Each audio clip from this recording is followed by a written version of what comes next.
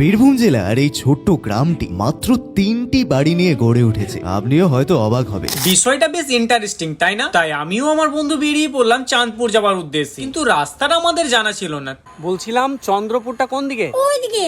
আচ্ছা, thank you. Patharchapri main গেটের বাঁ দিকে ঢালাই রোডে সোজা চলে যাবে। পৌঁছে গেছি চাঁদপুর, ওই দিকে চলুন। আমার মনে হয় এটা একটা মাঝার। গ্রামে ঢুকতেই দেখা হয় সাদা দাড়ি সাদা টুপি পরে বসে থাকা এক দাদুর সাথে। ইনার নাম আব্দুল বাড়ি। গ্রামটা একটু ঘুরে দেখি, আছে একটা মসজিদ, একটা পুকুর, একটা কবরস্থান, 3টে বাড়ি আর একটা দরগা শরীফ, যেখানে আশেপাশে গ্রামের লোকেরা জিয়ারত করতে আসে। দাদুর সাথে অল্প সময় কথা বলে অনেক কিছু জানতে পারলাম। বর্তমানে ইনি হচ্ছেন এই গ্রামের সব থেকে পুরনো মানুষ। কথা বলতে বলতেই মাগরিবের আজানের সময় হয়ে গেল।